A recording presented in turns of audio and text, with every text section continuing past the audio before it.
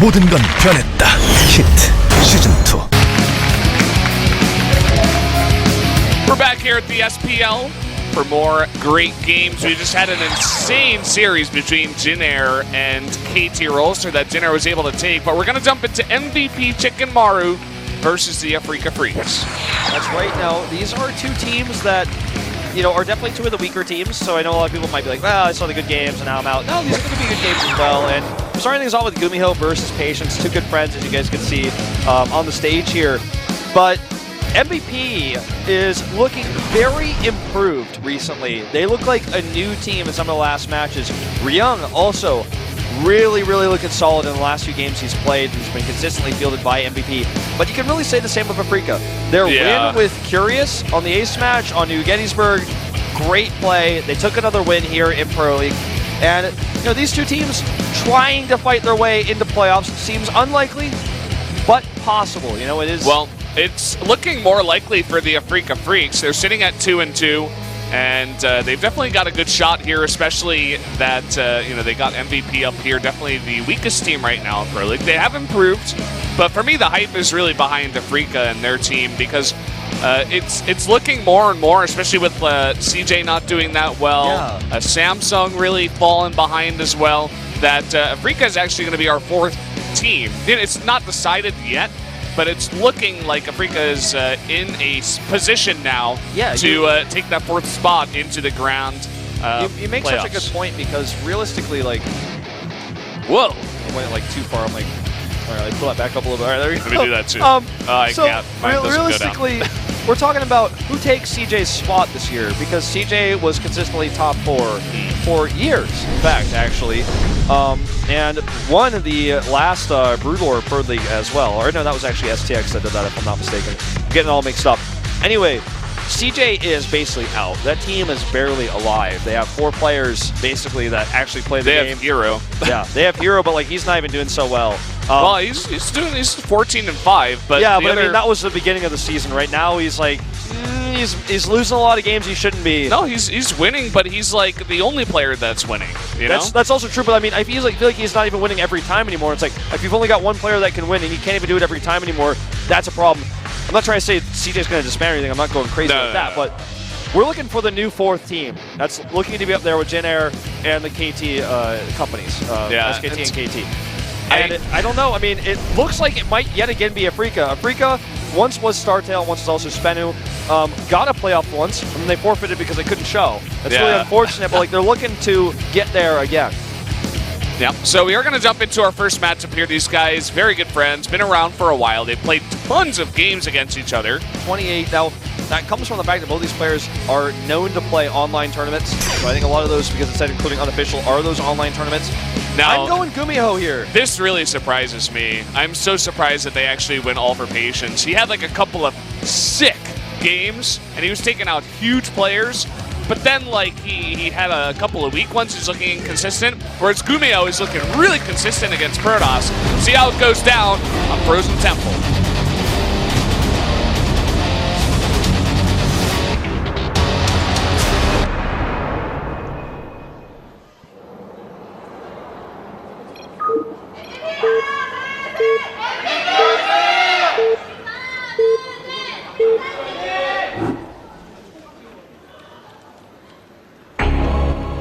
Down here in the bottom right, in the teal for MVP, it is GuMiho, the Towel Terran. That's right. And his opponent to the top left in purple, it is Patience, the ex-Dead Pixels player.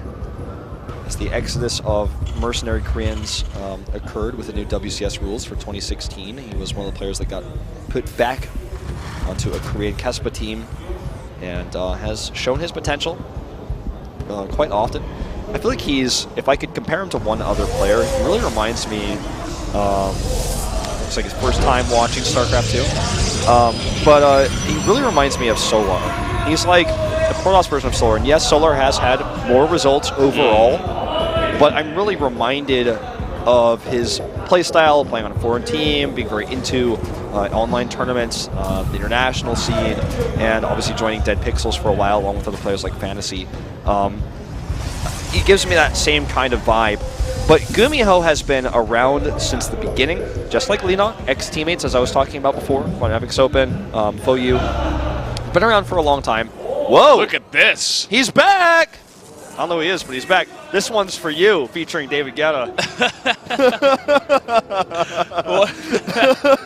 I don't know, guys. He's back. What is that even referring to? I feel like I just missed some joke. I went right over my head. I'm like, I look at him and I'm like, I don't recognize him. At first, when his sign was covering half his face, I was like, is that Shine? I'm like, no, it's not Shine. He's not back. He's just observing the GSL over there on the other side of the studios. Now, GuMiho is the kind of guy who, like, this isn't the map for it, in my opinion.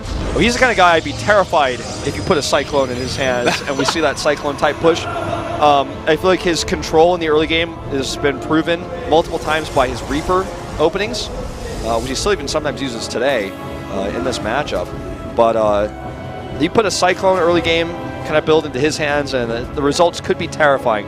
We're not going to see that build this game, but just something that I was thinking about before the game started, as that's kind of been a new thing in the matchup. We saw the Bravo highlight earlier. Saying Patience sings well. Looks like a video of him at the Noribong or something playing on Facebook.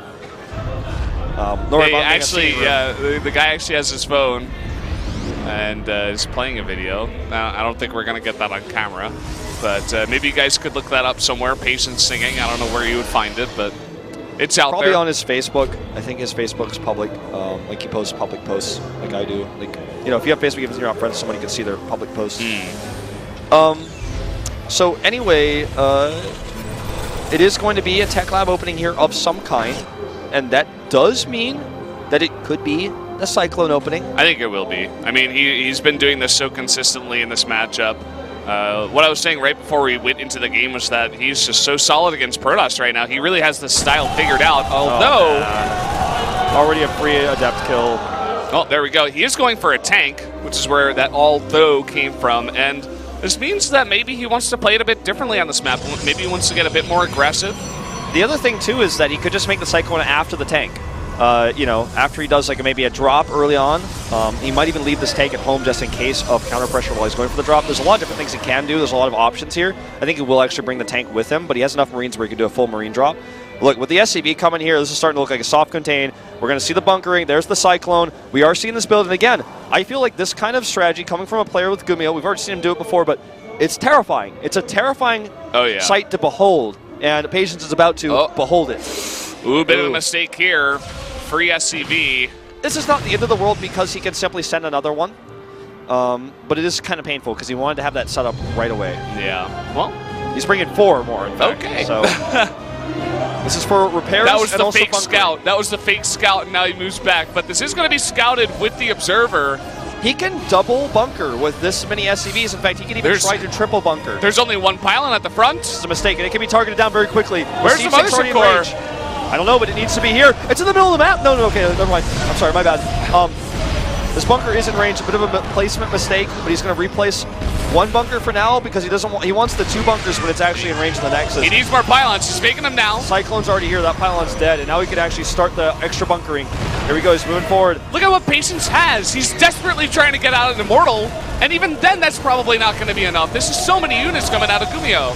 The pylon dies before it can even finish. The second one will follow the same fate. It looks like, okay, well, we'll get a few overcharged shots off. The tank perfectly placed. Now he's logged onto the mothership. There's SCVs for repairs. Down it goes. To be totally frank, I don't like to use the D word, but this is a disappointing performance by Patience. How can 2... And you know what? This is what we saw in the last game from him, too. This is what I'm talking about. He was looking fantastic, taking out huge names, and then he just dropped the ball in a couple of games. And all right, I'm going to say something. I'm going to say something controversial. How can 2 foreign commentators who are not pro gamers, and I myself don't even regularly play the game, predict that GuMiho will do this build, and Patience cannot, and cannot set up a defense? GG. How can I predict it when he cannot? That's controversial. Bad preparation. GuMiho showing this build. This build is on. This build is on the rise. He has 1 pylon in a very snipeable location. He adds his pylons late after scouting. I know, I'm disappointed. GuMiho, just a solid player, good micro, gets the lockdown onto the mothership core to finish it off. And an easy win. GTR gets his first prediction of the night. I'm sure he's happy about that one. Yeah, he's in the crowd actually as well. Yeah. He's watching with us today. He was 0-5 in the first one, but me and you, Wolf, also jumping on that one. So you're actually in first place right now. That's right. I'm tied with Daehun for second. And yeah, I definitely agree with you. I think it's just poor preparation. GuMiho showed a build like this before. This is a bit more aggressive. But it's a really strong build. It's a two-player map. It's not the longest rush distance in the world. And the fact that he just like kind of let him set up, didn't have extra pylons, didn't have extra gates for more units. Yeah, I mean, he needed more stuff, right? But he just didn't have it. He didn't have it prepared. I said, you know, at the beginning, I was like, we could see it. It's definitely a possibility, right? And then I was like, but I don't think so. But we saw it. He scouted it late. He didn't have the pylons in like the correct position. He didn't have enough units to hold there. I mean, it's not like it was at like the he screwed front, up the but defense. He needed more pylons, right? He needed double overcharges, or he needed Immortals out sooner, or the just overcharge more was also units, late. you know, or kite the Marines across the map. Have your Stalkers more active out on the map. He needs to scout too. I don't think he got a scout of any of this. Well, he finally the Observer came. Kiting with the Stalkers, definitely something he could have done before the Cyclone got there. Once Cyclone gets there, obviously you can't really do that because you're going to lose your Stalkers. But I don't know. It felt lackluster. It didn't feel like he was really ready for that. And he didn't break the wheel and try to do something different. Like when it happened to Hero, he was like, okay, I've got a plan. I'm going to actually avoid this. I'm going to slow this down. Like that was like a good defense. What we saw there was quite frankly pretty weak. I mean, it's one of those builds that if you don't prepare to defend it, you're going to lose, right? We've seen the build from Terran where they do the Hellbats with the Liberators come across against Zerg, and Biel played on Overgrowth and just got stomped. He wasn't prepared at all. He had no Banelings. And then today, we saw Leenock